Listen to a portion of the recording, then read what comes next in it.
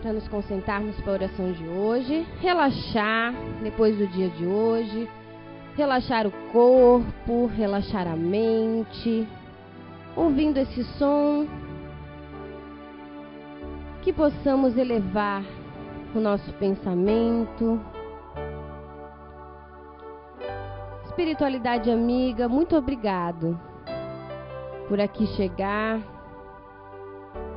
por poder estar aqui e aprender um pouco mais.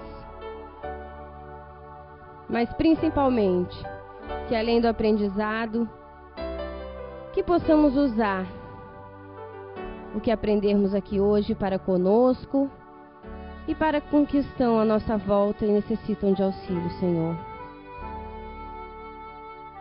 Que toda a espiritualidade amiga possa aqui estar a intuir nosso irmão Zé Araújo nas respostas, para que elas sejam diretamente as pessoas que com suas dúvidas aqui chegaram. Que a Heloísa possa fazer uma boa leitura esclarecedora, que penetre não só nos nossos ouvidos da carne, mas também no nosso coração, Senhor. Em Teu nome, em nome da espiritualidade maior aqui presente, damos por iniciado mais uma palestra doutrinária no dia de hoje. Que assim seja.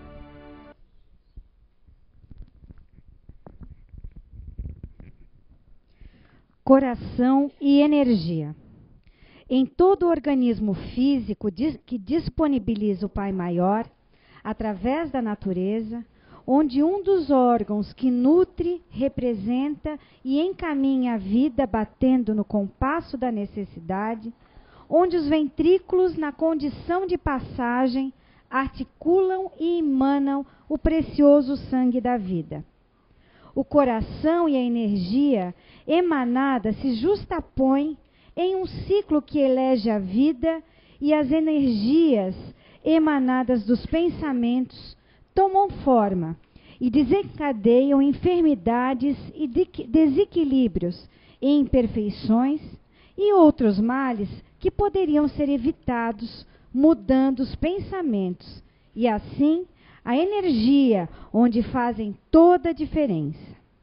Mudem e busquem o reequilíbrio das formas pensamentos e principalmente das mágoas e dos pequenos ressentimentos. Não busquem as palpitações desagradáveis, onde o coração dispara num galopar de energias deletérias. E sim, devemos manter as palpitações do amor, da surpresa boa e aconchego, onde reencontrar uma pessoa querida faz bater no coração a energia do perdão.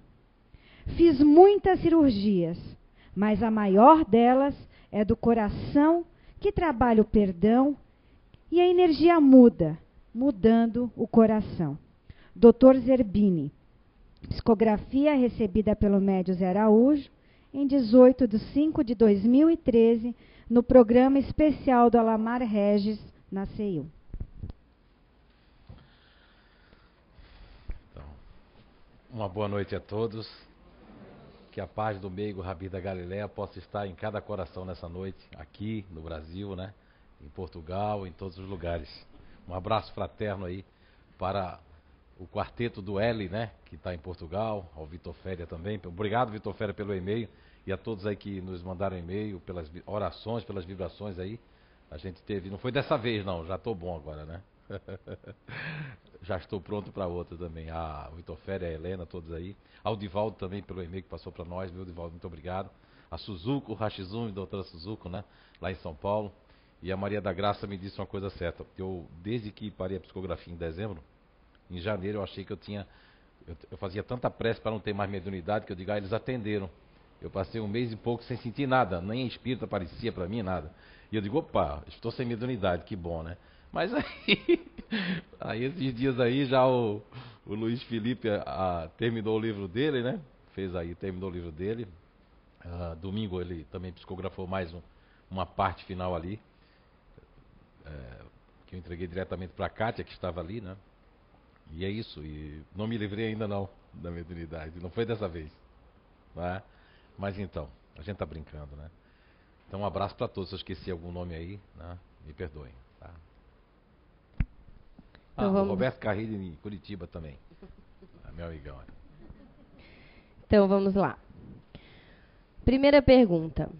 O DNA recebe alguma influência do espírito ou é o DNA que influencia o espírito? Já sim, para começar?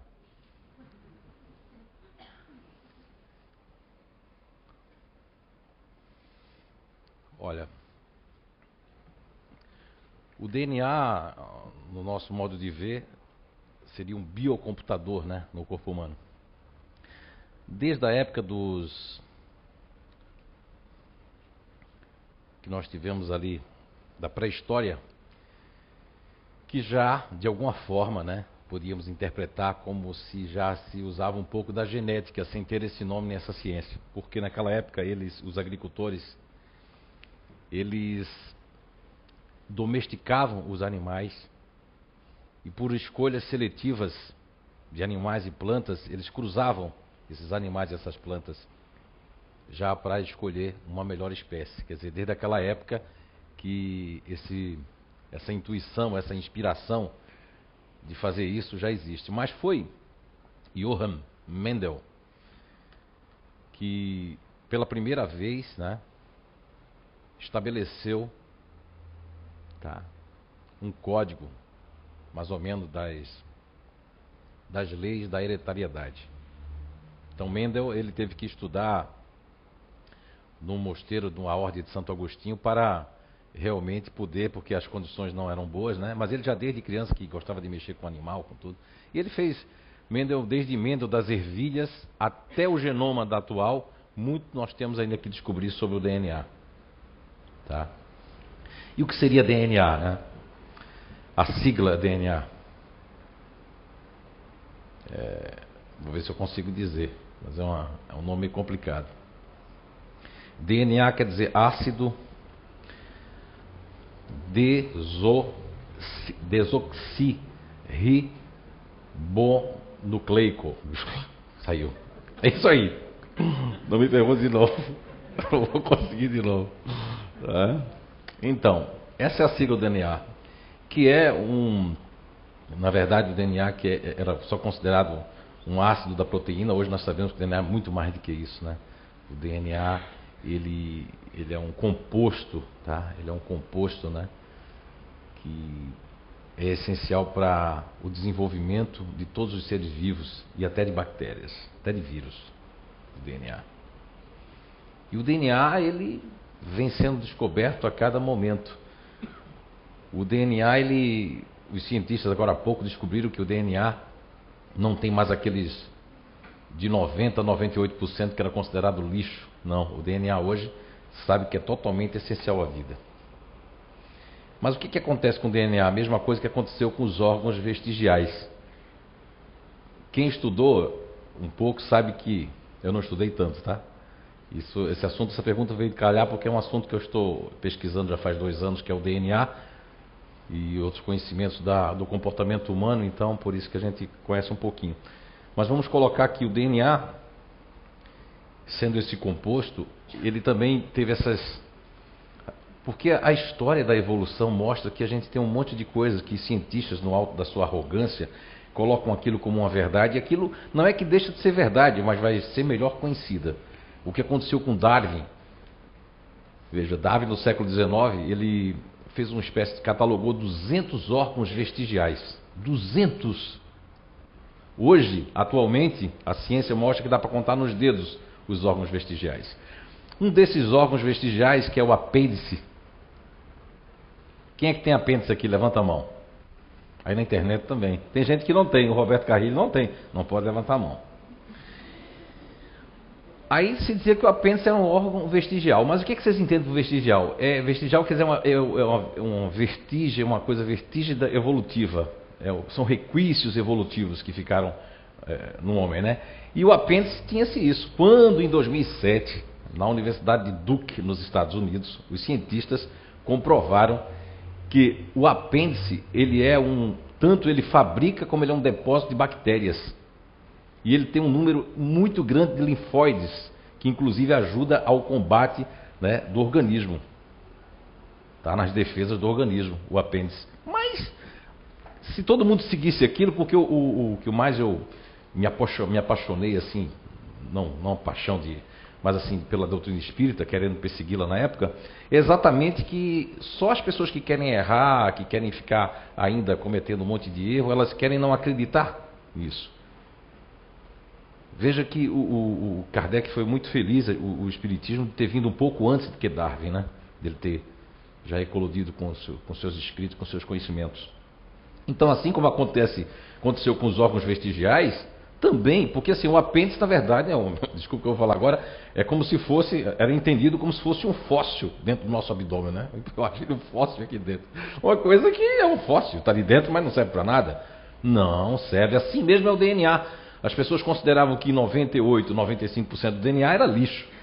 Como pode? Como a natureza vai fazer uma coisa que não vai ter nenhuma... Assim como muitos homens acham que o universo está aí para a gente da Terra aqui ficar olhando para o céu e achando que nós somos os únicos, né? Então assim também acontece com o DNA. O DNA vai muito além de que isso. Aliás, eu acho que eu vou desenhar alguma coisa para vocês, mas eu não desenho muito bem, tá? Coitado do Luiz Felipe. Ele disse, se você desenhasse um pouco... Aí eu até esqueci de falar para a Kátia Freina que ele tinha dito em sonho para mim, tá vendo? Eu não falei que eu ia fazer alguém desenhar? Eu acho que ele fez a Kátia Freina desenhar, porque eu comigo ele desistisse. Mas eu vou tentar aqui fazer para responder essa pergunta, que é um pouco profunda essa pergunta. Olha, não desenho muito bem, viu? Vocês tentem, né? Deixa eu encontrar outro lápis aqui.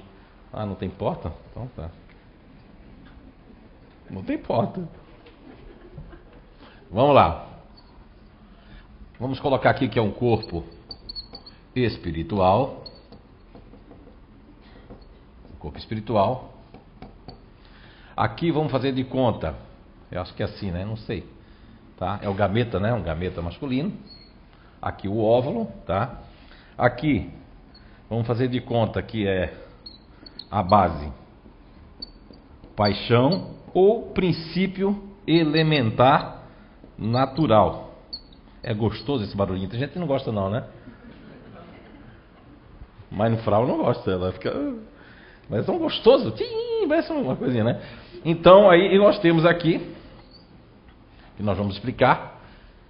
E temos aqui o espírito, o corpo espiritual. Aqui. Vamos colocar aqui. Tá.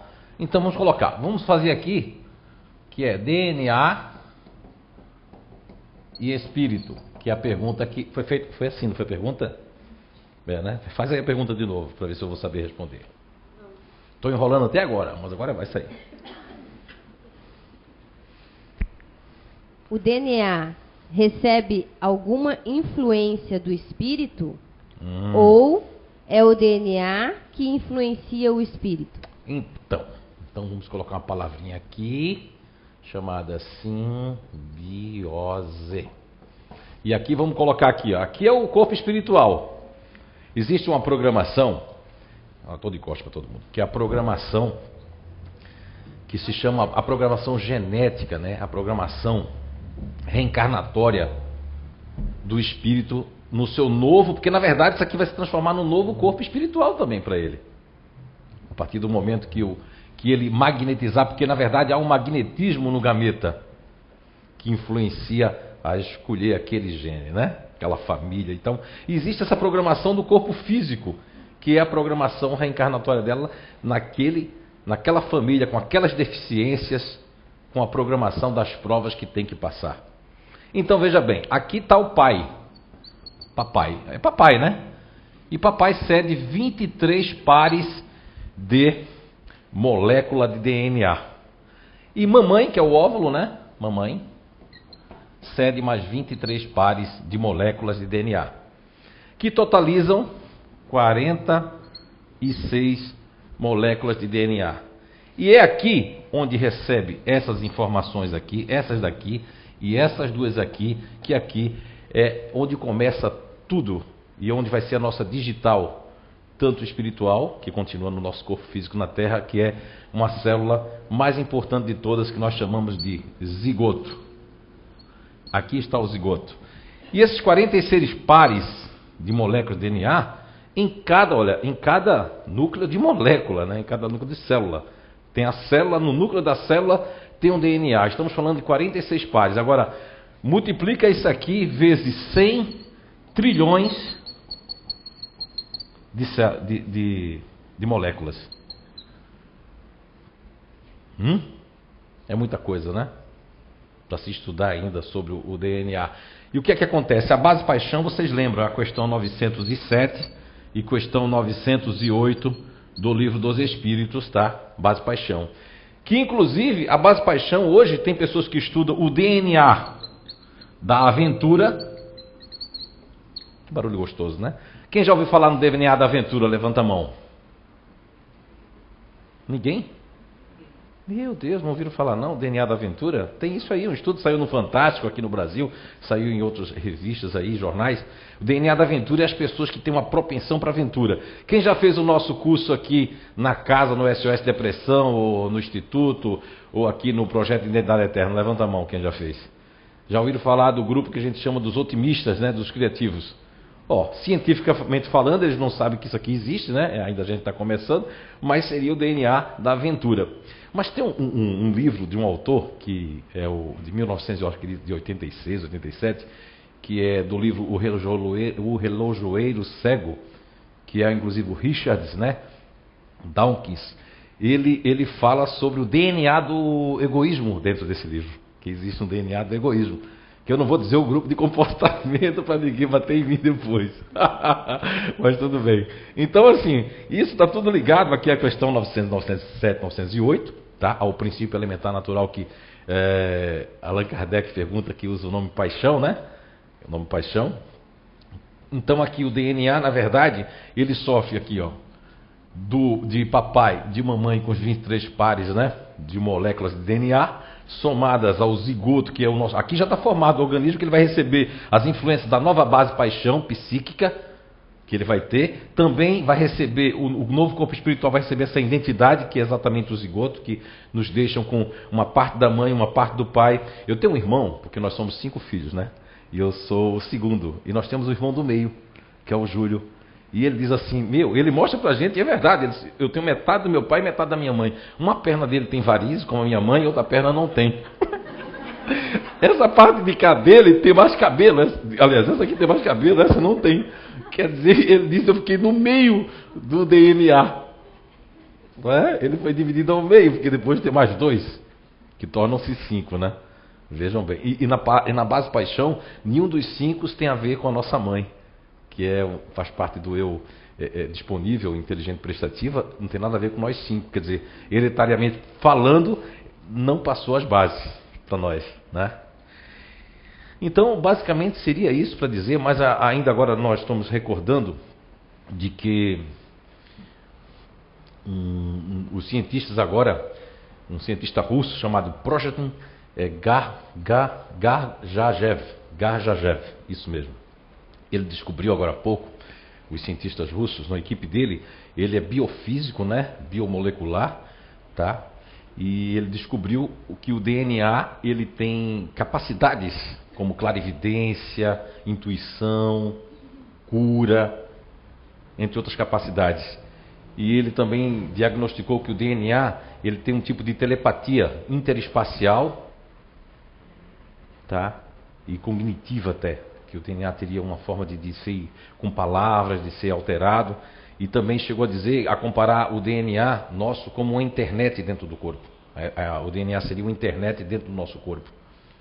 Então, estudos, lembra de Darwin, dos órgãos vestigiais? Hoje o DNA, muita coisa que muita gente escreveu, vai ficar ultrapassada e não vai ser tão verdadeiro, porque as pesquisas, isso é ciência. Está sempre pesquisando, né? Está sempre buscando. Cada vez mais. Ai, meu Deus do céu. Meu Deus. Ainda bem que. Sabe o que é isso? É um espírito chamado acordeu. Quando você vai cochilar, ele me pega assim. Não faça isso não. Assusta o pessoal de casa, assusta o pessoal daqui. Faça isso não. Não cochile não. É Enxulogan. Desculpe. A culpa não é minha. Eu sou médium. Então eu acho que é isso. Acho que deu para o gasto. Então, Fernando, Zé Araújo. É o perispírito que modela o corpo físico, né? Não, os dois. Na verdade, os dois recebem influência, porque o perispírito ele vai influenciar o gameta masculino, né? Ali na escolha, mas depois ele vai ser influenciado por essa base paixão, vai ser influenciado pela hereditariedade, pelos genes e pelas provas. Ou seja, eu vou nascer geneticamente com deficiência pulmonar, geneticamente eu vou nascer com meu fígado em síndrome de Down, que é um código genético diferenciado, e outras coisas mais, né? Então isso vai influenciar o espírito. Então um influencia o outro. Foi uma pergunta muito, parabéns para quem fez essa pergunta. Pergunta difícil, e a sorte é que a gente vem estudando um pouquinho, senão ia ficar difícil de responder. Segunda pergunta. Deus existe mesmo? Então por que tanta maldade? O espiritismo é evolucionista ou criacionista? Ai, meu Deus. Agora vou até pedir ajuda a Deus agora. Repete aí o negócio. Repete aí, criatura de Deus. Ui. Deus existe mesmo? Então por que tanta maldade? Né? Aí ele coloca se o espiritismo é evolucionista ou criacionista. Então vou responder pelo fim, depois nós vamos tentar a ajuda dos espíritos aqui para o começo. Olha, evolucionista e criacionista é ambos. O espiritismo são ambos, né? Ele tem as duas coisas. Aí tem aqueles kardeciólogos de plantão que já estão assim, não, calma, kardeciólogo de plantão. Sim, é os dois. Agora, a questão criacionista é sim porque o espiritismo fala que Deus é o criador de tudo e de todas as coisas. Afirma isso o espiritismo. Então ele é criacionista. Agora, não é criacionista no que toca a dizer que todos os animais e vegetais não têm nenhum ancestral, que já vieram pronto, que o homem já ficou pronto. Isso sim, o espiritismo realmente não seria, não vai compactuar com isso, o espiritismo.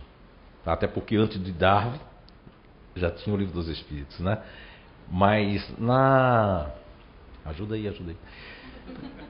Na questão da questão 43 até 49 do Livro dos Espíritos, nos mostra a espiritualidade através das suas respostas da 43 a 49, que lá nós temos um gene, né, que foi lá latente, já estava latente na Terra, que é aquela história do Batáquio, da ameba, o livro A Caminho da Luz de Emmanuel, no qual eu cito na obra Arqueologia do Ser, fazendo mais ou menos um trabalho de como foi a miscigenação das raças. Nós vemos que tem o caminho criacionista dentro do espiritismo, tá? E tem um caminho muito maior, que é o caminho evolucionista. Não dizendo que muita gente acreditaria na comparação de um controle remoto, e você dizer que o controle remoto foi a explosão de um equipamento, de uma fábrica de equipamentos eletrônicos. Explodiu e aí a gente tem um controle remoto. Seria isso acreditar também, como eu já fui também adepto do Big Bang, né? Fui grande fã de Carl Sagan, entre outras coisas, na época que ele apontava por um caminho apenas evolucionista. Mas existe aí essas partes criacionistas e evolucionistas, né? Religiões, pessoas dogmáticas ficam naquela de que o criacionismo de uma forma radical e os evolucionistas também de uma forma radical. E acredito que o espiritismo é o elo dos dois, porque é a única doutrina ou ciência dos espíritos que une essas duas coisas de forma mais técnica, abrangente, com mais lógica, né? Com mais bom senso e razão. Sim, nós temos os dois dentro do espiritismo. Agora, quanto a dizer que Deus existe, eu me lembro que devo ter vindo de um planeta meio esquisito, porque eu acho que muita gente já passou por isso, jovens que estão aqui, de fazer aquela pergunta, mas quem é Deus? De onde veio Deus, né? Quem já teve isso aí desde a adolescência ou ainda tem? Mas como é que Deus existe? Quem criou Deus? Essas perguntas assim que norteiam a nossa cabeça, a nossa mente. E foi quando nós encontramos a doutrina espírita, há exatamente quase 30 anos atrás, 29 anos e pouco, que lá lemos no primeiro capítulo que se inicia, na primeira pergunta, onde Allan Kardec formula com muita propriedade, não perguntando quem é Deus, mas ele pergunta o que é Deus. O que é Deus? Primeira pergunta do Livro dos Espíritos. E a espiritualidade responde que Deus é a inteligência suprema e a causa primária de todas as coisas. Mas não muito satisfeito na pergunta número 3, Allan Kardec pergunta se Deus é infinito. E olhem que a resposta da espiritualidade na questão 3 do Livro dos Espíritos. Quem é que já tinha lido essas questões? Levanta a mão. Ainda bem, um pouquinho de gente leu, o resto nem leu, né? Não precisa, tem a gente para responder aqui, ó. Então, na questão número 3 do Livro dos Espíritos, Allan Kardec pergunta assim, se Deus é infinito? E a resposta é que não daria para usar esse termo, que a nossa linguagem é muito pobre. Olha que a espiritualidade responde, que não dá para responder a isso. Tá? E andei passando o olho, já que a Kátia Freire me levou o livro do Luiz, eu digo, eu não vou ser besta, não vou demorar a entregar, só para ler um pouco, que eu psicografei, né? E o que eu percebi nesse livro, não li assim como deveria ler, mas apenas corrigindo algumas coisas que, juntamente com ele, com a Kátia, eu percebi que muitas vezes ele não pode falar, o Luiz Felipe, por falta de terminologias e de entendimento nosso. Olha como estamos longe. A gente quer entender os mistérios de tudo sem entender que a nossa linguagem ainda é incapaz de entender o que se passa no universo, né? O que se passa dentro de Deus, ou nós estamos dentro de Deus, Deus está dentro de nós, eu acredito que é por aí.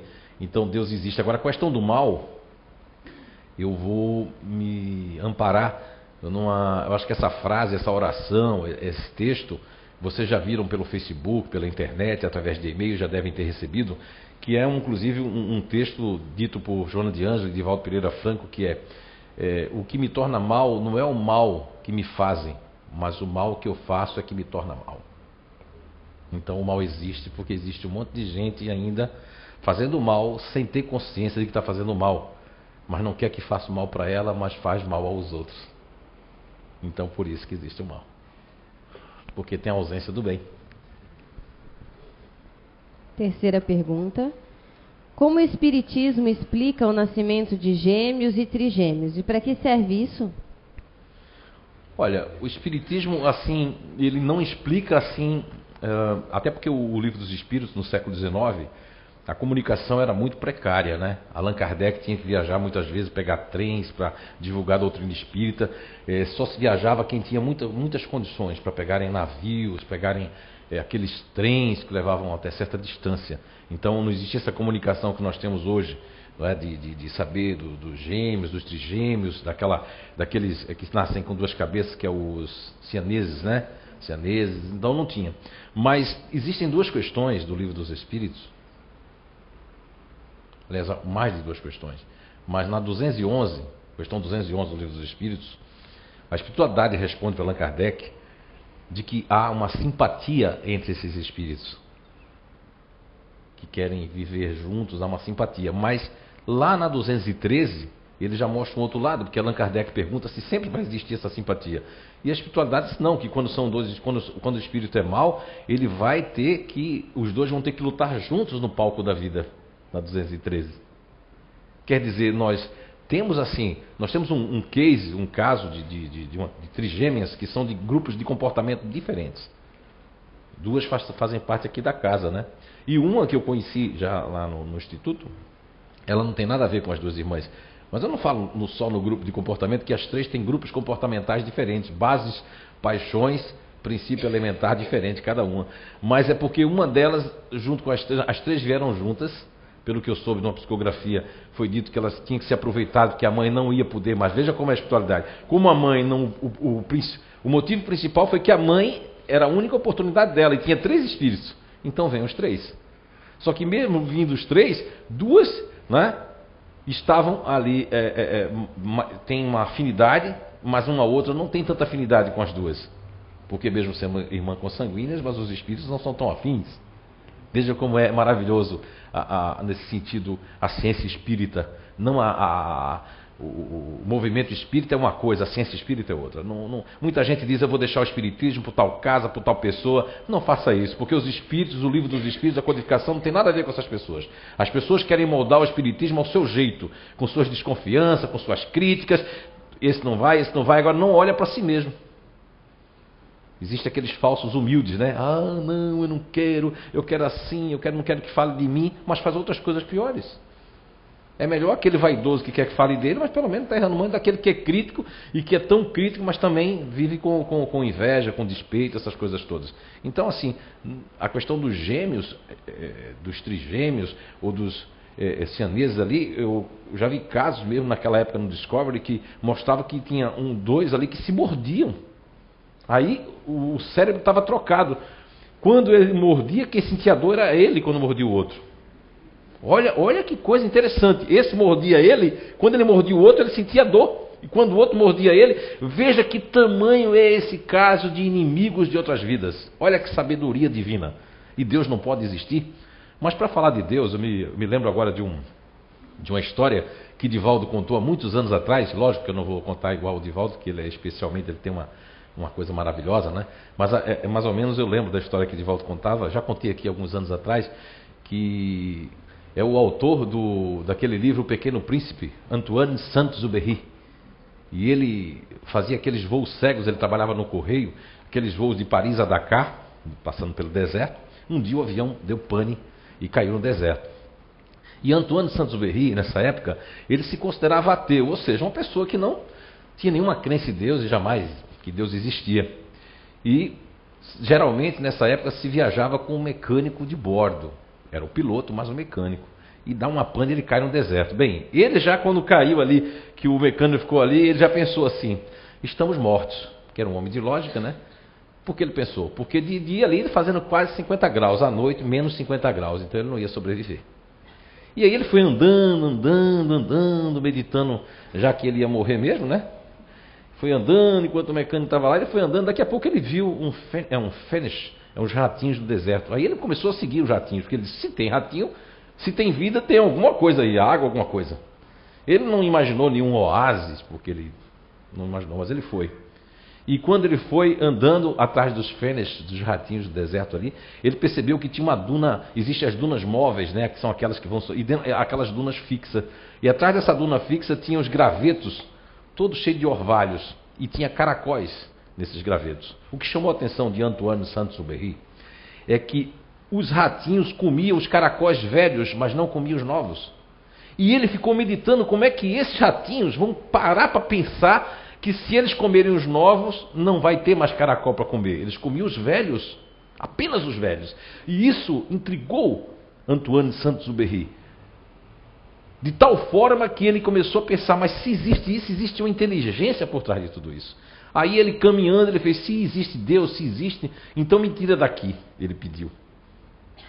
Que eu terei fé. E aí ele foi andando, daqui a pouco o mecânico fazendo assim com o macacão assim, fazendo assim, dizendo para ele, chamando, ele começou a correr, ele tinha feito o avião pegar e era rápido para ele entrar e se mandar. Ele se mandou e depois escreveu aquela obra, O Pequeno Príncipe, que é maravilhosa, e realmente começou a ter fé em Deus. Às vezes precisa acontecer coisa na nossa vida para que a gente possa rebuscar essa fé perdida, ou essa descrença em tanta coisa que a gente liga. Eu estou evitando ligar a televisão hoje em dia, porque a gente botar no jornal, porque o jornal, para disputar com o jornal menores agora, é uma disputa de quem tem mais acidente e mais morte. Eu não digo acidente, que é até mas é morte de assalto, de briga, e roubou, e matou 5, matou 4, matou 10. Meu Deus, isso é uma energia pesada, né? Olha a tamanha energia. Por isso que a pessoa faz uma pergunta dessa, porque é como se desacreditasse até de Deus, de tanta maldade, a taça da maldade está transbordando sobre nós mesmos, porque nós mesmos fazemos mal às pessoas. Não fazemos a nossa reflexão de busca, de dizer, será que eu estou fazendo a coisa certa hoje? Eu fiz tudo que eu devia ter feito com o meu semelhante? Será que eu não ultrapassei os limites? Eu já errei também na minha vida, de achar que um caminho, eu gosto muito de coisa boa. Houve uma época que não era materialista, jamais eu fui, mas gostava achando que tinha que manter isso de gostar. A gente tem que gostar de coisa boa, mas tem que gostar primeiro do espírito, da paz, de buscar a paz interior. E meu pai já dizia, quem se junta com porco, farelo come. Eu achava que era a ignorância dele, era um sábio. Ele quis dizer que se junta com pessoas ruins, pessoas que são, não é do mal, mas pessoas que ainda estão querendo passar nessa vida coisas, você tenta ajudar essas pessoas e termina você se prejudicando até. Mas é uma experiência boa. Não é? E até mesmo junto do mal a gente aprende, porque a gente olha com o espelho para que nós façamos isso com ninguém, não é verdade? Então, quem fez essa pergunta, eu digo, busca a sua fé como fez. Às vezes tem que acontecer coisa na nossa vida, como aconteceu com Antoine Saint-Exupéry, e como acontece todos os dias conosco, que o não que é dado do universo é o melhor sim que a gente poderia ter. Essa é uma pergunta da internet, né? Bom dia. Gostaria de registrar uma pergunta para, se possível, ser respondida na noite de hoje. Tenho um irmão que é usuário de drogas, ele está frequentando psicóloga, psiquiatra, está tomando medicação, mas mesmo assim está muito difícil. Na visão espírita, de que forma podemos o ajudar? O que vocês pensam sobre clínica de recuperação? E se seja positivo, se vocês conhecem algum trabalho, indicam alguma outra clínica.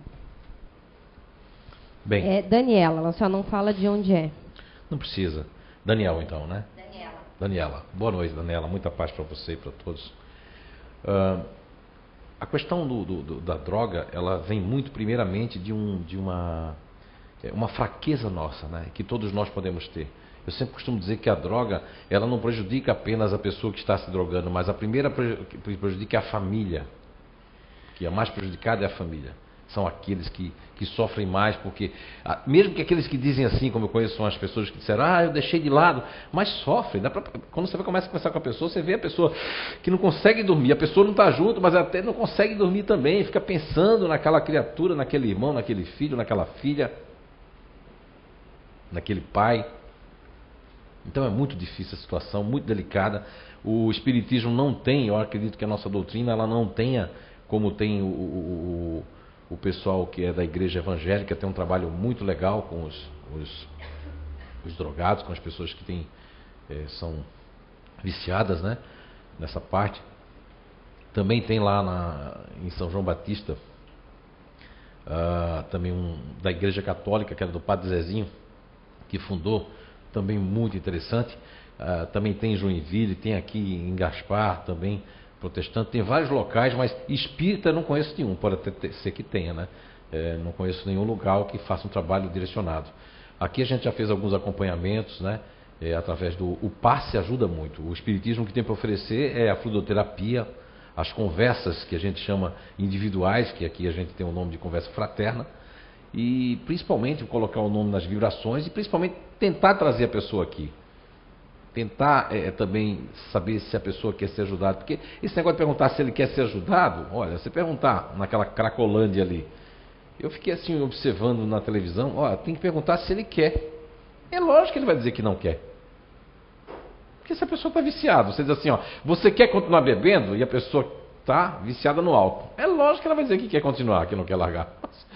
Eu creio numa coisa que eu vi um médico falando, uma pessoa quando chega naquele estado, naquele estágio, não tem condições de tomar decisões. Se você quiser ajudar, você vai ter. Não é assim a reencarnação compulsória? A pessoa está lá no umbral, deu 49 anos, 56 dias e 4 meses e 2 horas do horário terreno. Chegou, ele expurgou o que ele fez. Agora ele vai ser reencarnado compulsoriamente. Lá num lugar que ele não conhece, um negócio do interior bem longe, numa favela, num outro país que ele não conhece, que ele não domina a língua, para ele sentir todas as dificuldades. Se ele matou as pessoas, vai vir com deficiência. Se era muito vaidoso demais, vai vir com um problema, com defeito. Certo. Agora, a droga, já está dizendo, é uma droga mesmo, né? Você vê que viu uma reportagem hoje ali na hora do almoço sobre a Proeb, que as pessoas até tal hora não podem ficar mais lá porque as pessoas começam a tomar droga. Na minha rua, inclusive, tem um ponto de droga. Mas aí o meu vizinho disse uma coisa para minha esposa que eu gostei. Não vamos deixar para lá porque são os rapazinhos que vêm ali com seus carros, com sua moto. Um dia desse teve um que vomitou um monte. A gente até pensou em ir lá ajudar, mas não adianta. Porque aquele vômito foi bom, eu disse para minha mulher. Não, aquilo é bom, ele não tem condições de fumar droga, não é todo mundo que pode tomar droga. Então o organismo dele não aguenta e põe para fora porque a droga está dominando a pessoa. Na verdade, e tem os obsessores que, como diz a questão 456 e 459 de O Livro dos Espíritos, da influência dos espíritos em nossos pensamentos e do que os espíritos veem em tudo que nós estamos fazendo, ambas as perguntas, 456 e 459, deixa bem claro que há uma influência nas coisas boas e também nas coisas ruins. Mas os espíritos só dão atenção naquilo que chama a atenção deles.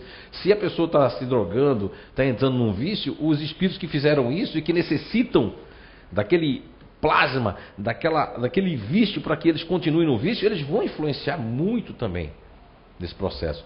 Nós indicaríamos, se a pessoa tiver uma casa espírita perto, dê para levar para a pessoa para tomar passe, colocar o nome na vibração E também procurar até um lugar evangélico, católico, porque eles têm, porque em muitos casos, às vezes, essa pessoa tem que ficar meio que trancada ali, sem ver a família. A gente já fez um trabalho desse com uma pessoa que era andarilho, que já desencarnou, passou alguns meses dentro do Serene, né? Acho que foi 6, 8 meses. Depois colocou um trabalho para ele, mas o vício dele maior não era nem só a droga, era a rua. Ele preferia as ruas do que dormir no colchão, do que dormir, preferia as ruas. A questão não era só a droga, a questão era outros vícios. Agora isso começa de onde? Um pai, uma mãe, se bem soubesse, assim nós fizemos com nossos filhos, levar eles para a doutrina espírita, para a católica, para deixar ele com o tio dele, eles é que escolhem, mas tem alguma coisa. Hoje as pessoas ficam lá, cada um com sua coisinha lá, ninguém se comunica. De tarde a gente chegou em casa para tomar um banho, dar uma descansadinha para vir para cá, rápida, e a gente viu que estava passando um programa naquele GNT.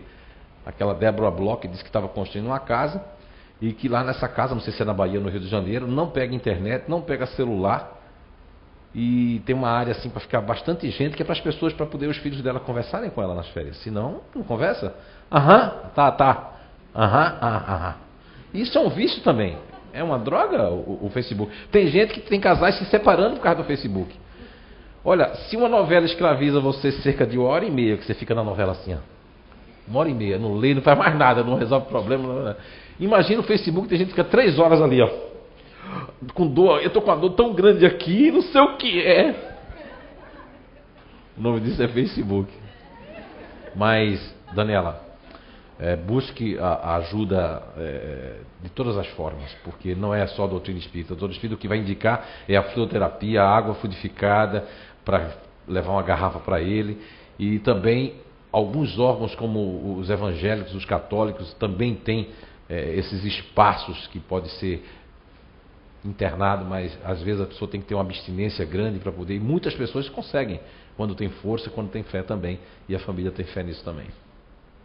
Aqui na casa nós temos o Tito, né, que é o irmão que já vem desde São João Batista conosco, né, que ajuda muitos irmãos. Na verdade vem desde Recife, eu estava em Recife, aí faltou uma pessoa para fazer trabalho com jovens, e eu corro dos jovens, né, que eu acho que eu pensava que eu não tinha habilidade para lidar com adolescentes, com aborrecência, e esse Tito, ele é um espírito que a história dele, né, vocês sabem, de droga, e ele não me incorporou em mim, né, não fez a psicofonia, mas era tão grande a intervenção dele que disse que minha linguagem mudou. Eu falei a linguagem da galera lá, e eu que era totalmente meio que, né, ortodoxo nas linguagens, por conta dos livros que nós líamos, e fiquei com uma linguagem diferente, o andar. Teve gente que tinha mais uma sensibilidade, disse que até eu cheguei a ficar, né, meio que bem diferente, assim, parecia outra pessoa. E o Tito, ele pega muitos espíritos de pessoas, né, que desencarnaram com a droga, que estão perambulando para tentar doutrinar, trazer na mesa mediúnica e tentar ajudar. Nós temos uma equipe aqui também que trabalha com isso. Muito bem lembrado, Kátia. É isso aí, Daniela. Muita paz para você. Milena, de Brasília, foi por telefone, acredito, né, que passou essa pergunta para a Nice. São várias questões, mas de um assunto só. Então eu vou ler todas elas, né? Fale sobre o desencarne coletivo, o porquê acontece. As pessoas que estavam lá tinham o mesmo resgate? O que acontece depois? Tem grupos espirituais esperando? Tudo a respeito do resgate coletivo aqui que ela fala, sobre o desencarne coletivo. Olha, eu não vou falar em nome da doutrina espírita, porque particularmente com esses quase 30 anos de doutrina espírita, e de questionar os espíritos, e de ler o livro dos espíritos como um livro de estudo, uma coisa séria, eu particularmente não acredito em resgate coletivo, que tudo é resgate coletivo. Eu acredito em aproveitamento, eu acredito em acaso, eu acredito em a pessoa ter buscado coisas, eu acredito em aproveitamento. 5, 6 pessoas podem ser resgate coletivo. Pode existir uma coletividade, mas sempre a resposta é essa, a gente sempre quer ter resposta para tudo. Resgate coletivo? Porque tem muita gente que não consegue subir no avião, não é? Não consegue pegar o voo, não consegue sair naquele dia. Aquela boate quis mesmo, né? Todo mundo falou, o resgate coletivo. Eu, sinceramente, se você vai gostar menos de mim agora, vai gostar mais, eu estou sendo sincero. Eu não creio ali. Eu creio ali que foi foi aproveitado algo que já estava acontecendo para servir de alerta para todo o Brasil. Todo mal traz um bem, como dizia minha avó, aproveitou-se. Existia talvez 2 ou 3 pessoas que iam desencarnar ali juntas, mas que nem iam desencarnar. O Livro dos Espíritos fala sobre as causas, porque Allan Kardec é muito tinhoso, perguntava assim, tá aí, se o raio vier numa árvore e a pessoa for debaixo daquela árvore que vem o raio, das causas naturais, das leis morais, das leis... E aí a espiritualidade disse, não, o raio não vai ali porque ele foi para debaixo da árvore. Aí também dá o exemplo da escada, se a pessoa vai subir uma escada e os espíritos fazem a escada ficar mole. Não, não é assim a espiritualidade diz para Kardec. Então ali já fala sobre... Foi ali no Livro dos Espíritos que eu aprendi sobre a casualidade mesmo. Algo que acontece que não tem. Aconteceu. Foi uma fatalidade e a pessoa... Sabe por que eu digo que isso é verdade? Porque estudando, há um tempo atrás aqui na casa, Ian Stevenson, que jamais nós pensávamos que um homem daquela, né? Steve, de cientista, ia psicografar aqui, ia vir aqui psicografar em inglês, ia psicografar de outras formas, como veio o ano passado e o ano retrasado. Mas o Dr. Ian Stevenson, quando estava encarnado ainda, em todos os seus estudos e descobertas, nos mostravam que muitos casos, aquele caso do, acho que é Brian, do policial, do menino, que ele voltou, e agora mesmo o Dr. Hernani Guimarães Andrade, Dr. Hernani Guimarães, ele está até dizendo uma coisa aqui para mim, Dr. HGA, ele está dizendo que lá nos órgãos vestigiais, uma das primeiras pessoas que estudou isso foi Aristóteles, antes de Cristo. Obrigado, eu não sabia disso não. Dr. HGA disse que Aristóteles estudou. Eu tenho desconfiança que ele é Aristóteles, mas ele começa a brincar comigo, a rir da minha cara, que ele disse que vai dizer também que eu sou. Aí eu digo, eu não sou nada, doutor. Então, eu falava de Ian Stevenson, né? Ian Stevenson nos mostra, porque só é pegar a lógica. A ciência é uma questão de lógica, não é uma questão de prática, de responder, de vaidade, para eu responder e falar besteira, não, é uma questão de lógica.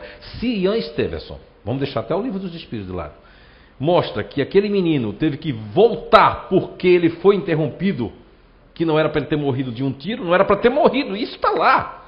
E eles comprovam aí, numa dessas psicografias, foi comprovado que ali não sei se foi o Dr. Banerjee, se foi o Ian Stevenson, que as fendas, né, as fendas, alguma coisa, que mostra de que ele foi interrompido bruscamente. Quer dizer que tem acidente aqui que foi... A pessoa não era para beber mais aqui no Stamptis, mas bebeu e capotou com o carro e desencarnou e não era para ter desencarnado. É a lei da casualidade, da fatalidade. A fatalidade existe, nem tudo é resgate coletivo. Eu começo primeiro dizendo isso, que é a opinião de estudo, não é uma opinião própria só não. Opinião embasada no Livro dos Espíritos, no Dr. Ian Stevenson, baseada em casos do doutor, até aquele que eu não conhecia ele, mas depois de ter recado para ele lá nos Estados Unidos, né? Que é o Dr. Jim Tucker, não é isso mesmo? Aí eu fui ler alguns casos dele, também mostra casos da Índia que foram estudados, são muitos casos. Dr. Hernani Guimarães Andrade, casos também que foi interrompido, que a pessoa retornou porque um trem tinha estraçalhado a pessoa, tantos casos que mostra que existe a fatalidade. Não é só o Livro dos Espíritos. Então, como é que vai estar aqui tudo é resgate coletivo? Tudo que aconteceu, um trem, um ônibus, um avião, é tudo resgate coletivo. Tem uma passagem que eu acredito que é doutor... depois eu fui procurar pesquisar quem era o doutor Banerjee, porque eu não... Infelizmente, já pedi desculpa para eles, eu não conhecia o doutor Banerjee. Dr. Hernani Guimarães Andrade era uma referência que conhecia nacional, mas não conhecia os seus livros. E Dr. Ian Stevenson, desses todos, é aquele que a gente já tinha estudado aqui. Fomos estudados que tem uma espécie de uma médium, de uma paranormal, que tinha avisado de um acidente de trem, inclusive. Só que o Dr. Banerjee parece que ficou triste porque errou o número de mortos. Mas não tinha errado, ela tinha, depois que foram contar, eram os 50 e poucos que ela tinha dito mesmo. Aí sim, isso pode ser um resgate coletivo, porque até uma paranormal teve a previsão de que acontecesse esse acidente. Isso sim é um resgate coletivo. Como um avião que vai com um monte de gente, tá? E que vai em Congonhas, vem lá do Rio Grande do Sul e passa direto. Mas e aquele que choca com o da Gol, que choca com o Legacy lá no ar? Não foi imprudência das pessoas? Quer dizer que os espíritos... Diz que o nosso... como é que o espaço aéreo, né, brasileiro, durante muitos anos quem cuidou dele foi os espíritos. Desculpa, mas dá vontade de rir. E os espíritos estão cansados, porque essa é uma função nossa, não é deles. Porque depois que mostraram como era o caos do no nosso espaço aéreo, né? Eu fico imaginando pessoas do grupo de comportamento do eu futurista, que são pessoas que não ficam com uma coisa o tempo todo, né? Assim, trabalhar assim, vendo aquilo toda hora, que ficam pensando em outra coisa. Eu imagino um futurista trabalhando na torre de comando do espaço aéreo, ele bem longe pensando como é que vai ser o final de semana e um avião chegando perto do outro. E ele... Aí tem que vir um espírito e fazer a coisa. Meu Deus. Isso não é fatalidade? O espírito fez que tudo, mas não dava porque o cara não viu e... os dois aviões se chocam.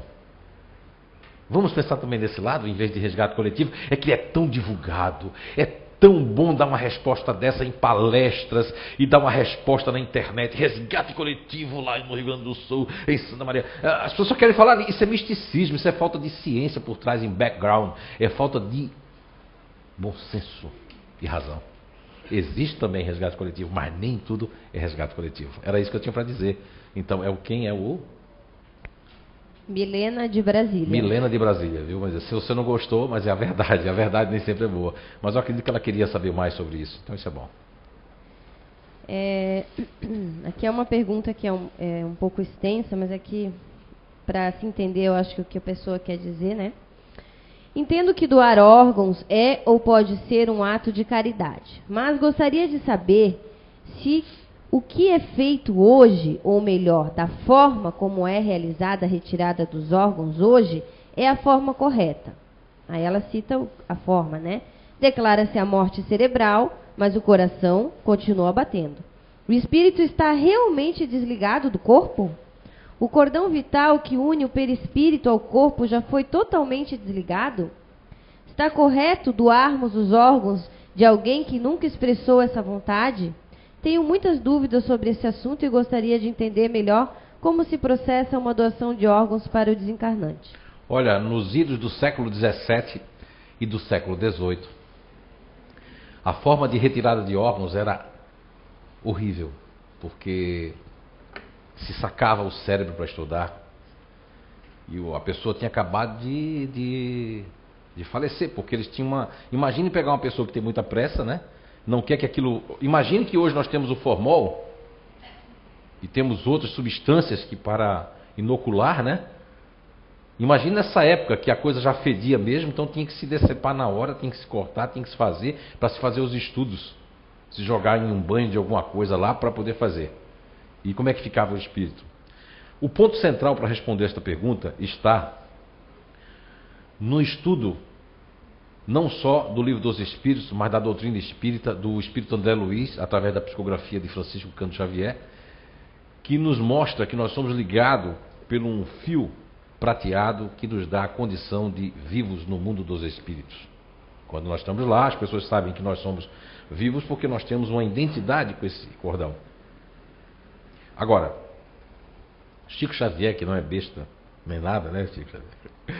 Ele disse que depois que ele desencarnasse, era 2 dias para sepultar ele. Por quê? Ele pediu 2 dias. Tem gente na família que a pessoa morreu ontem, já quer enterrar para se livrar.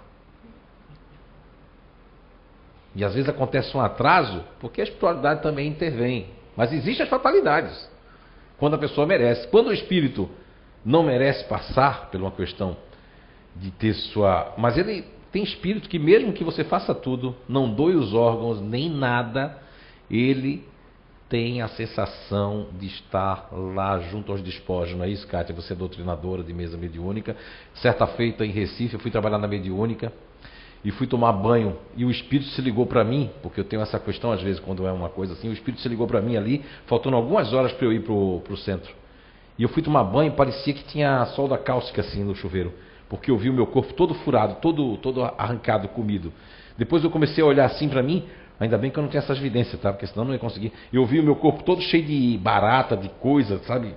Ai, uma sensação de eu sentindo, eu perguntava inclusive, estou fedendo? Não, estava cheiroso com perfume, tomava banho, mas eu tinha a sensação de que eu estava fedendo, que eu estava com a coisa. Quando chegou na mesa mediúnica lá em Recife, no Lar Espírita Chico Xavier, em Candeias, Jaboatão dos Guararapes, Pernambuco, era uma noite de quinta-feira, exatamente a gente estava chegando lá. Quando a gente chegou lá, essas sensações foram diminuindo, e quando a gente teve o processo de psicofonia, e transfiguração na mesa mediúnica, aí se deu que depois, como a gente tem transe inconsciente, nos falaram que tinha vindo tal espírito se manifestar dessa forma e que tinha um apego e que até eles, quem tinha, porque existem pessoas que têm o olfato.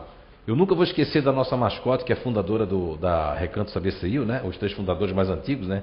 A Eunice, que está ali, e a dona Kátia Nates, e ela dizia assim sempre: eu não sinto nada, eu não vejo nada, não escuto nada. Tá bom, Kátia, tá, vamos lá, vamos trabalhar. Um dia ela sentiu que o preto velho veio e ela sentiu um cheiro de cachimbo e ninguém fumava, não tinha cachimbo, não tinha charuto, não tinha nada. Isso foi para mostrar para ela. Então lá nessa noite tinha médiuns que tem o olfato, porque quem já sentiu o cheiro de flores, quando lembrou alguma coisa, não tinha flores, não tinha nada perto de você. Olha aí quantas pessoas, olha quanta gente aí, ó, tá vendo você? Por quê? Porque se chama... Porque, veja bem, a ciência mostra outras coisas. Além da gente sentir isso com o espírito que está nos visitando, que trazem isso, existe a memória olfativa. Muitas vezes você escuta uma música, você sente até o cheiro do café daquele dia, qual era a comida que estava junto com a música, é a memória olfativa. Você passa numa rua, o feijão de alguém lembra o feijão da avó, lembra alguma coisa, isso está ligado à memória olfativa. Então, a questão dos órgãos, de doação de órgãos, vai depender muito, mas muito, da condição do espírito. Porque não adianta eu não doar órgãos nenhum e a pessoa vai ficar apegado. Imagine que eles pegaram alguns órgãos de pessoas para colocar no formol e essa pessoa é apegada com o corpo. Mas ninguém sabia, os cientistas não estão nem aí. Mas aquela pessoa não é só apegada com o corpo. Ela não quer sair da Terra, ela foi um suicida inconsciente, ou seja, era para viver 84 anos, 20 dias, 20 horas e 4 minutos, mas ela bebeu todas, dormia fora de casa, só noitadas, desencarnou com 60 e pouco. Bem, tem 20 anos ali de fluido ainda, né? Hein? Que o perispírito feito tá ali para ser usado. Então isso vai carregar um pouco a pessoa aqui dentro da nossa psicosfera terrena e dentro da própria estratosfera da Terra. Fica ali zanzando por ali, algumas pessoas podem pegar ele para se utilizar de alguma coisa. Então não é questão de doar os órgãos. A forma como é retirada hoje é melhor do que no século XVII, no século XVIII. Pior fez a Segunda Guerra Mundial Hitler. Pior coisa foi feita ali. Todo tipo de experiência com as pessoas vivas, com gás, sem gás, com dor para ver. Lógico, dali saiu um monte de medicação muito boa. Mas a troco de quanto sofrimento? De quanta maldade? Entendem? Então hoje, para dizer que a forma que hoje é correta, não cabe a nós julgarmos, porque é a melhor forma que nós temos no século XXI.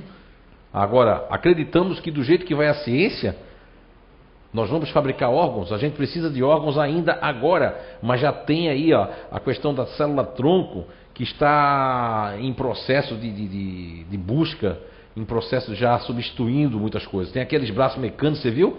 Que o homem conseguiu mexer. A gente está indo, os nossos bisnetos verão coisas e conhecerão coisas que são fantásticas. Então, tem que se melhorar. Também eu acredito que nos intui agora aqui a espiritualidade, que existem pessoas que realmente retiram isso de forma errada, ou furam fila, ou as pessoas não... Mas isso é um problema das pessoas. O importante é a gente doar. O importante é a pessoa se sentir feliz, porque do outro lado não tem religião e do outro lado ninguém precisa de nada. Ninguém vai sentir. Agora existe uma coisa que me deixou muito curioso como estudioso, né? Faz alguns anos que eu vi na televisão, disse que uma pessoa tinha doado um coração. E vocês sabem que no Brasil tem essa questão do bairrismo, quem é de um time, né? E o rapaz que recebeu é de um determinado time. Quando recebeu o coração daquele homem, parece que era do Corinthians, começou a gostar do Corinthians, de uma hora para outra. Aí parece que a família já achou, meu Deus, será que o espírito do homem, o coração dele era corintiano, agora tomou conta, vai ficar o coração corintiano? Mas não é isso. É que, tá vendo esse relógio? Eu não usava mais ele, voltei a usar, não sei porquê, não usava mais relógio, agora voltei a usar. A minha esposa diz que eu mudo toda semana, eu sou outra pessoa. Aí eu disse, que bom, tu não vai enjoar de mim? Porque essa semana eu estou tomando café sem açúcar. Ela disse que nunca me viu tomar café sem açúcar. Na semana passada eu gostava de tal coisa. Na retrasada ela disse, meu Deus, cada vez que tu fica enfermo, doente, acontece coisa contigo, tu tem uma metamorfose. Eu disse, que bom! Devia também mudar, né? Ficar mais alto, né? Então, esse relógio ele está completamente impregnado de muitos fluidos, de formas, pensamentos, como a psicometria já coloca. Então, se alguém for usar esse relógio aqui, pode ser que algumas coisas, se a pessoa tiver uma sensibilidade, aquilo vai passar para a pessoa de alguma forma, seja beneficamente ou até de forma até de maléfica, né, de trazer uma dor de cabeça para a pessoa. Vocês não se encontram com pessoas muitas vezes, ou casas, ou lugares, e ficam mal? Levanta a mão quem fica mal. Ó, não é verdade? Imagine uma coisa que é de outra pessoa, que ela se emocionava com o Corinthians, se emocionava com aquilo tudo, aí põe o coração no rapaz, o rapaz parece que era do São Paulo, sei lá, de repente fica assim. Quer dizer, os órgãos, eles não vão fazer falta nenhuma no mundo espiritual, nada. Ninguém vai ficar dizendo, eu estou assim porque meu coração está ali, vou perturbar a pessoa. Não, a não ser que a pessoa já deixou assim, ó, não quero que doe meus órgãos, eu quero ir com tudo. E você doou aí sim, e a pessoa está perturbada. Mesmo que ela diga isso, porque tem pessoas que vão dizer, não quero que doe meus órgãos, mas é uma pessoa boa, só porque tem medo, porque na cultura dela, ela acha que vai ficar faltando alguma coisa, porque ela é católica ou é protestante, ou foi educada dessa forma, mas quando ela chega no mundo espiritual, ela diz, que besteira, né? Como mostra o Felipe, o Luiz, no livro Cidades Espirituais, muito legal. Mostra a questão da colônia, uma colônia, que eu não vou dizer o nome, é Surprise, onde tem várias religiões e templos exatamente para as pessoas começarem a se adequarem e ter um ecumenismo já desde lá, para que quando chega aqui não tenha tanto preconceito. Então não devemos ter preconceito com os órgãos, podemos doar à vontade. Antes de encarnar, também programamos ficar ao lado de alguém? Pode ser mais de uma pessoa? Como explica uma pessoa ter vários casamentos? Repete aí. Antes de encarnar, também programamos ficar ao lado de alguém? Olha. Pode ser mais de uma pessoa? Olha. E por que você explica uma pessoa ter vários casamentos? Opa! Devia ser assim, né? Devia ser assim. É? Mas depende da cultura, né? Porque você vê que essa questão, a gente sempre tem que olhar tudo que tem por trás, né? Se a gente for analisar culturas, a cultura árabe, né? Nós temos lá que tem pessoas que têm 7, 8 esposas, é uma coisa natural? Como é que uma pessoa dessa vai ser castigada lá se é uma cultura, se é uma coisa que é intrínseca lá daquele local? Então, que Deus seria esse que para um dá um jeito? O Livro dos Espíritos fala muito bem sobre isso. Tem um capítulo lá das leis, principalmente o que consiste nas leis morais e nas leis naturais, que cada lugar tem o seu princípio, agora de acordo com os homens é que institui isso. Mas Jesus já fala ali, né, sobre o pensamento, né, no Evangelho segundo o Espiritismo, o pensamento do pecado e, se eu não me engano, o adultério. Tem uma coisa muito interessante quando você pensa, mas não faz. Agora, nós como os espíritos já vivemos com muita gente. Então, existem esses reencontros, essas atrações, né, que uma pessoa sente espiritualmente por outra. Ninguém está falando daquilo que uma senhora... Eu estava dando um curso há muitos anos aqui em Blumenau. E eu entendi ela dizer tensão, né? Ela fez assim, qual é o que tem mais tensão? Eu digo, o quê? Mais tensão. Eu digo, o quê? Mais tensão. Vocês entenderam, né? Então, tem crianças aqui. E aí, quando é isso aí, que aí é esse tipo de atração que não está nada programado, que as pessoas são teimosas. Se uma mãe ou um pai diz assim, olha, não quero, tu andando com aquela pessoa. Aí eu quero, agora que eu quero. Então tu pode casar com ele, agora eu não quero mais. Quer dizer, as pessoas se encontram com pessoas por conta de pirraça, por conta de outras coisas, de carência ou de outras, né? Existem. Agora, essa programação com várias pessoas, eu não acredito que seja assim. Eu acredito que exista as fatalidades. A pessoa não era para ficar com a pessoa, mas ela insiste por interesse, ou por carência, ou por alguma coisa, e aí aquilo realmente já estava até vendo que aquilo não ia dar muito longe. Aí ele encontra outra pessoa, que era aquela pessoa para ter encontrado, que estava bem programado. Aí encontra aquela pessoa e aí a coisa vai. Só que aí eu faço uma pergunta para vocês. E como é que ficam os artistas no mundo espiritual? Porque eles trocam de parceiro como troca de roupa, de parceira. Tá vendo você que a gente tem que pensar num todo? Não é ficar com a mente fechada, é pensar no todo. Tá, e como é que fica? Os árabes lá e como é que fica os artistas aí de uma maneira geral? Pega uma, larga outra, pega uma, larga outra, pega uma, larga outra, pega uma... É uma moda entre eles. Até quem fica muito tempo até é considerado meio careta. Tarcísio Meira e Glória Menezes, na nossa televisão brasileira. Quem mais aí lembra? Isso, Tony Ramos, Paulo Goulart, né? Goulart. Então, mas não é, eles são poucos, tá vendo, para a gente dar como referência, então não temos que julgar isso. Isso é uma questão que nem tem no Livro dos Espíritos. Allan Kardec não tinha nem como pensar nisso, não tinha televisão, não tinha nada. Agora, cada qual é uma ordem espiritual, que começa, eu até recomendo para vocês, na questão número 100, e vai. Não vou nem dizer até onde vai, porque senão vocês já vão ficar sabendo.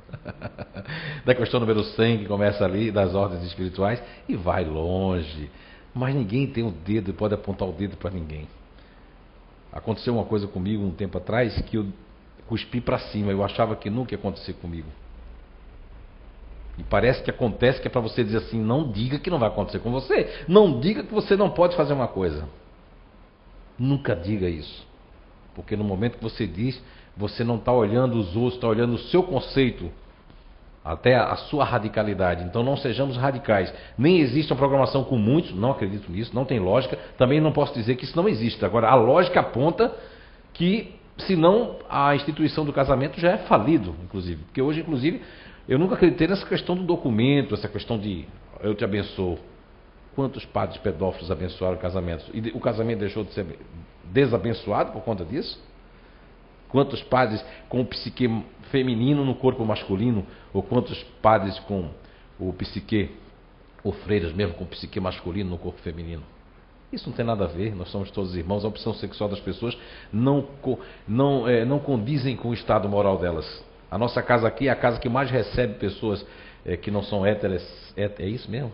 Que aquele outro nome eu não digo, acho nojento, não vou dizer aquilo ali, porque eu não acredito, para mim todo mundo somos irmãos, mas aquele nome preconceituoso lá que começa com homo, não sei o que lá, isso não existe. Pois a gente tem um monte aqui de pessoas, de irmãos, e que se comportam muito bem. Pior é o hétero aqui dentro, ou a hétera, né? Assim, ó.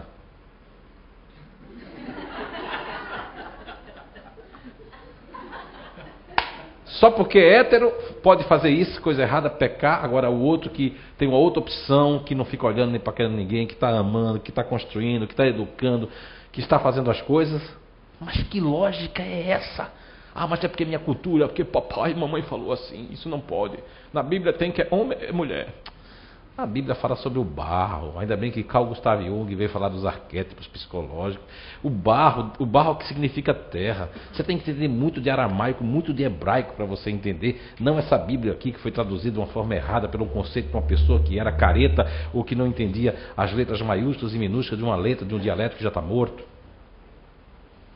Então não se pode julgar. A gente ainda não chegou lá. E se tiver alguém dando palestra dizendo que já tem programado, eu quero que me mostre onde está. Dentro da ciência espírita, ou de algum livro realmente sério que se possa levar. Porque hoje as pessoas querem um fenômeno. Médiuns podem cair, eu posso cair. Eu posso estar com toda a espiritualidade e de repente eu escolher um caminho que não é aquele e eles não continuam. Mas eu posso continuar dizendo que estou com aqueles espíritos, mas não estão mais comigo. Porque dá para ver que forma você está fazendo, o que é que você está fazendo, como você está falando, o que é que eles estão falando. Era tão inteligente a coisa, agora não é mais tão inteligente assim, então não existe mais os espíritos por trás daquilo.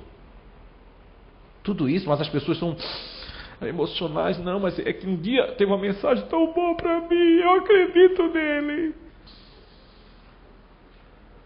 Divaldo conta uma história de que às vezes a gente chora até na hora errada. Eu não sei a história bem feitinha, Divaldo conta muito bem. Diz que uma mulher teve a notícia que o marido dela morreu, ela saiu correndo e já estava o velório lá. Era ex-marido, aliás, não sei se era marido, ex-marido, não sei que ela chegou lá. Só que ela foi chorar no morto errado. Era 2 velórios, o nome era parecido, e ela chorou naquele lá. Quando ela descobriu que não era, porque ela não viu ninguém parecido, ela foi pro velório certo. Aí a pessoa disse, mas você é tão fria que não chora. Ela disse, é porque eu já chorei muito.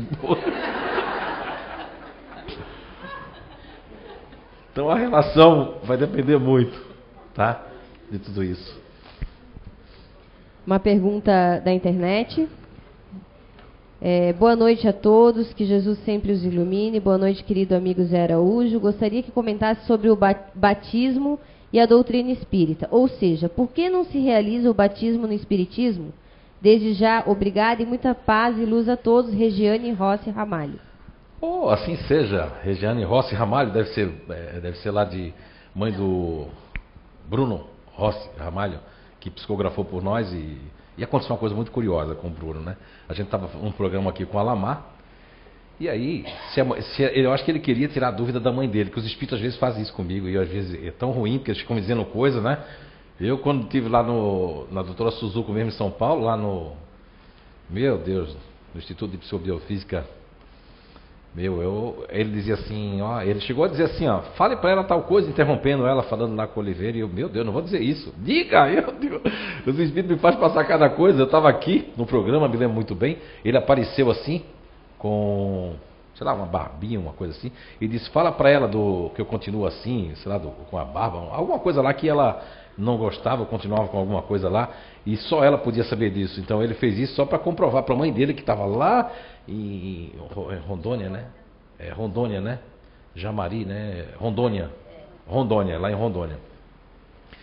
E então ele fez isso, né? E assim ela, acho que recebeu a psicografia, e ela já assistia a gente, mas a gente não sabia que ela assistia a gente, né? Ela recebeu a psicografia. Foi aqueles causos da pessoa estar do outro lado e a psicografia vir. Mas então, dona Regiane, é o seguinte, eu também pensava assim, eu sou oriundo da Igreja Católica, não fiz primeira comunhão, porque fui batizado, viu? Mas minha filha não foi batizada e nem... eu acredito que os 3 foram porque eu não era ainda, me considerava espírita, né? O adébito da ciência espírita. Eu não me considero espírita da doutrina e do movimento espírita. Eu me considero espírita porque sou adepto da ciência espírita, dos espíritos, e não dos espíritos encarnados que pregam um monte de besteira e afastam as pessoas do espiritismo. Bem, eu não fiz a primeira comunhão porque eu fazia perguntas ao padre muito discrepantes, segundo eles diziam para minha avó, que eu tinha que ser proibido de ir. Não é? Umas perguntas meio pesadas que eu fazia. E eles ficavam doidos. Sai daqui, sai daqui. Estava dominado, sim. E depois na igreja protestante que minha mãe mandou passar em Olinda, é uma cidade junto de Recife. Quem conhece Olinda aqui? Levanta a mão. Opa, então já conheceram, é bonito Olinda, né? Muito legal. E Recife é mais bonito, lógico, né? Tem uma disputa lá, Olinda e Recife, mas eu não tenho não, já não tenho mais isso. E eu fui morar com a tia minha uns 2 anos para tirar o demônio do meu couro. Porque o demônio fazia eu escrever, né, de cabeça para baixo, com a mão esquerda, de todo jeito. Eu via pessoas, via gente, via criança, via tudo. Então tá. Também não deu jeito. Estudando a Bíblia, inclusive essa época que eu fui protestante foi maravilhosa, né? Eu aprendi até a cantar uns hinos, que ainda até hoje está na minha cabeça. O Salmo 23, o Salmo 91. São 33 salmos que tem na minha cabeça e eu acho que 29 a 30 hinos que ficou. Eu me lembro de um que falava assim, já refúgio a vida eterna de Jesus, o Rei dos Reis, breve reinos deste mundo seguirão tudo. Tinha outro assim, ó, lá na vida terreal, quando já do rio além dessa vida gloriosa encontrar. Meu Deus. E ficou 33 salmos aqui dentro, né? O Salmo 91, aquele que habita dos esconderijos do Altíssimo, a sua boca contente, que está direito do Senhor, meu Deus, minha fortaleza, dele conferei, porque ele trilhado, Salmo 23, o Senhor é meu pastor, não me faltará, deitar-me vezes de pasto, guia-me mensalmente pela vida dele. Sabia Salve Rainha, o Quem Dois Pai, toda a ladainha com minha avó, que eu dizia minha avó, quando eu era católico lá. O Jesus está com o ouvido doendo, não diga isso, sacrilégio seu, para de escutar. Eu digo, por que a senhora já repetiu isso? Eu estou cansado já de escutar. Imagina Jesus. E assim, por que, dona Regiane, eu não batizei a minha filha Débora? E jamais vou batizá-la, porque o batismo é uma lenda cultural mal interpretada por aquelas pessoas que de alguma forma gostariam de fidelizar as pessoas dentro de um credo, dentro de um ritual, uma ritualística. Pegando uma passagem de Jesus, onde um homem baixinho fica em cima de um sicômoro, uma pedra, e fica atrás de Jesus, e o nome dele é Nicodemos, considerado na época como se fosse um cientista na atualidade. Ele era um escriba, né? Dominava as contas, etc. E ele fez uma pergunta a Jesus. Ele perguntou a Jesus o que é que ele precisava para, mais ou menos para evoluir, uma coisa e tal. E Jesus responde que ele teria que nascer, ninguém vai ver o reino dos céus se não nascer de novo. Bem, aí ele pergunta, mas como é que pode um homem velho entrar no ventre da sua mãe para nascer de novo? Porque naquela época Jesus estava falando de uma coisa espiritual. Aí Jesus ainda disse, em verdade vos digo, tem que nascer da água e do Espírito. Olha, quando nós estamos na barriga da nossa mãe, nós estamos envoltos de um líquido amniótico na água, E não é o espírito que renasce naquelas águas, a gente está dentro de água. Só que para explicar isso para uma pessoa que acredita naquele negócio do batismo, que aquela água com um padre ou um pastor ou alguém que está com outras intenções fazendo aquilo ali, porque às vezes aquilo é tão automático. Imagina uma pessoa que batiza 15 pessoas numa manhã. Uma vez eu gostei porque um sobrinho meu fez xixi na cara do padre. Salgou, batizou ele também, né? Não, eu não gostei por conta disso, eu achei engraçado. Não é? E eu não vejo nada de mal em batizar, né? Porque o problema, ou a solução, é o gatilho. Na hora que batizo meu filho, eu acho que ele está livre de tudo. Então esse gatilho me dá uma fé, e essa fé me dá um magnetismo sobre meu filho. Se você acredita nisso, não acho nada demais. Agora, aquela pessoa que já sabe que a convicção, o espiritismo jamais vai batizar. É igual casamento. A gente está num lugar assim, como André Luiz diz naquele livro, acho que é o Nosso Lar, é o outro, que ele diz que está descendo e pergunta aquela nuvem negra de pensamentos, de miasmas pestilenciais do pensamento, e diz que entra numa igreja, só tem 2 velhinhas que tem luz e os cachos de sais. O padre está com a nuvem negra e outras pessoas tudo com nuvem negra, porque está todo mundo na sexolatria, na sacanagem. Então imagine que batismo é esse ou que casamento vai ser esse. Casado é aquele que bem vive. Hoje tem os namoridos, a gente vai fazer seleção assim, tá, você, não, eu tenho um namorido. Digo, o que é isso? É um namoro já pré-estabelecido que já moram juntos. Tá? Eu tenho um irmão meu que casou 3 vezes. Tudo filmado, tudo nos padres, tudo no confirmo, e já separou 3 vezes. Cadê a bênção do padre? O padre vai abençoar os gênios, as incompatibilidades? Deus através de um homem errôneo? Não. A bênção é de outra forma. Pode ser feita com uma pessoa que realmente tem aquele magnetismo que queira, e as pessoas que estejam em volta. Isso até abençoa mais. Eu acho que o que abençoa mais é aquelas pessoas assim, ó, uns torcendo e outros assim, desgraçado, era meu, ele, tu me tomou. Mas como a maioria está abençoando, aquela energia se desfaz, né? Então, assim, a questão do batismo, ele é uma questão, tecnicamente falando, que não faz lógica. Agora, eu não vou dizer que ninguém deixe de batizar. Agora, quem tem lógica não vai batizar, porque sabe que Jesus quis dizer da água e do Espírito. E não, como também teve uma confusão que João Batista tinha batizado Jesus, mas que João Batista fez aquilo ali num símbolo de reverência, que aquele era o Filho do Homem. Que ele, como já tinha voltado, né? Que ele tinha sido Elias, então aquilo foi. Aí pegaram aquilo, vai passando de... Imagina uma coisa, uma lenda que vai crescendo. Daqui a pouco toma uma proporção tão grande que você não sabe onde vai dar mais. Eu acho que esse relógio não saiu do canto até agora. Lá de trás? E eu estava brigando por isso. Eu digo, que bom parar no tempo. Eles colocam a questão do pecado, né? Que a criança já nasce com o pecado original, né? Foi isso que o padre me respondeu quando eu perguntei para ele. Por que aqueles... Na época era horrível, hoje é bonito o nome, né? Síndrome de Down. Agora veja como era antigamente. Mongoloides. Eu disse, o que aquelas crianças estão fazendo ali? Aí eles são os mongoloides. Eu digo, sim, mas por que eles estão lá, coitados ali? Porque os pais deles pecaram. E eles já nasceram com pecado. Eu digo, mas a semana passada o senhor não falou que Jesus era o Cordeiro de Deus e que tinha tirado o pecado do mundo? Não me aborreça. Então eu não podia ficar perto dos pais. Tenho sono muito agitado, falo coisas enquanto durmo e muitas vezes acordo assustado e até gritando. Existe uma forma de controlar ou acalmar o espírito quando ele se liberta durante o sono? Tem. Primeiramente é o que eu estou fazendo durante o dia, né? Eu estou apegado com apegos, vendo fantasma na minha vida, ou eu estou desligado demais, aí eu me ligo na hora do sono, porque às vezes a pessoa está ligada demais, está desligada demais. Às vezes as pessoas são tão desligadas que chega ao ponto de... Dizem que isso é um conto lá na África.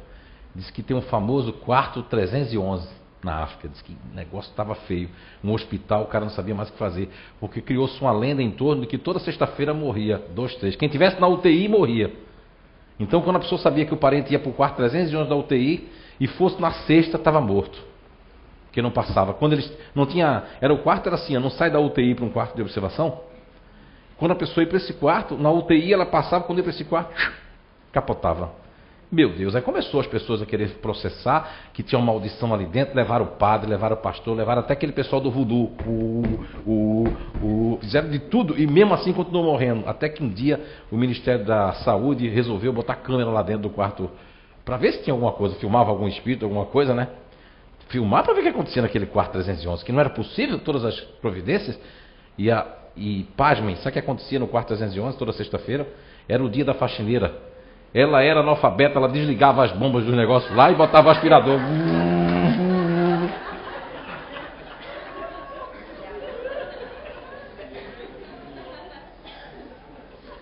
Verdade. Há pessoas que vivem num condicionamento tão grande durante o dia, de um desligamento total das coisas, que quando vai perto de dormir começa aquelas perturbações. Ser desligado demais, assistir coisas ou fazer exercício, por exemplo, tem que verificar uma série de coisas para dizer que estou perturbado para me desligar. Primeiro, como é que eu estou dormindo? Eu primeiro saio da academia, olha, adrenalina. Depois que você acelera os músculos, você pode ver, ele fica aceso. Você pode até conseguir dormir depois. Tem gente que diz assim, não, eu tomo 5 xícaras de café e durmo. Até se orgulha disso, né? Dorme, mas o corpo não dorme não, só você. O corpo está lá assim, ó, com a cafeína. Então tem que ver o que você faz antes de dormir. Aí você diz assim, não, eu assisto um filme de terror antes de dormir. Meu Deus. Não, mas eu não fico impressionada, mas sonho com aquilo. E eu assisto uma luta. E eu fico até o final, o meu corpo querendo dormir, eu não vou. Quando eu vou para a cama, meu sono vai embora. Porque eu acelerei meu metabolismo. Agora, como sair do corpo para ir para regiões melhores, não existe. Agora é uma questão de hábito também. Fazer uma oração. Na questão 919 do Livro dos Espíritos, Allan Kardec pergunta de como nós podemos combater a nós mesmos e o mal em nós, etc., e nos melhorarmos de uma forma geral. E o Espírito Santo Agostinho, porque o Espírito Santo Agostinho, diga-se de passagem, foi o primeiro espírito na história que do confício, né, do confessionário, colocou tudo que ele tinha feito. Ele disse que gostava de mentir, gostava de fazer, gostava de beber, gostava de pensar, de pegar as mulheres dos outros, gostava de fazer um monte de coisa. De repente, ele deixa tudo aquilo e se transforma numa outra pessoa. Isso prova que se a gente quiser mesmo, agora às vezes a gente não quer mesmo. Nem deixar isso, nem esse condicionamento de ver fantasma, de pensar tudo o contrário, do orgulho, tudo isso atrapalha as nossas vicissitudes. Mas ele dá uma resposta para Allan Kardec de que um sábio da antiguidade já vos disse, conhece a ti mesmo. Depois Santo Agostinho faz e nos dá uma receita para dormir bem, para melhorar, para nos melhorar, que é toda noite fazemos uma pequena reflexão de como foi nosso dia. Agradecer pelo dia. Agradecer pelo pão. Fechando os nossos olhos, agora nesse momento, dizendo de um só coração, Jesus, querido amigo, querido irmão, na glória dos pensamentos, das idas e vindas, dos companheiros e dos irmãos, que é na família consanguínea, seja na criação, dos animais, dos bichos, da casa, da choupana, do palácio, do apartamento ou do abrigo, que no só lamento dizemos, Senhor, muito obrigado. Obrigado pelo ar que respiramos, pela tarde e pela manhã e pelo dia que se passou. E aqui mais uma vez estamos nós, abraçados em espíritos, rogando a Ti, para que possamos melhor dormir na noite escura dos nossos pensamentos, dos nossos desalentos, dos nossos desencontros, dizendo, Jesus, obrigado, obrigado por aqui estar, por aqui nos contemplar na paz, no amor, e dizer, sem mais pensar na dor, mas pensando na vitória de um dia cada vez mais no altar do amor, no céu ou na esfera, seja lá onde for, dizer numa só voz, obrigado, senhores, obrigado, Senhor. Com essa oração final, damos por encerrado a palestra de hoje, onde com a oração cada um já recebeu o seu passe aqui, né, coletivo, pelo Espírito, pelo seu anjo protetor e pelos passistas que estavam aqui em pensamento emanando, né, esse passe ao qual foi aplicado a cada um de vocês através dessa oração. Gostaríamos de agradecer a presença de todos que estão aqui, aos internautas também, de todos os lugares, e de lembrar vocês que domingo nossas palestras vão ser normais, né?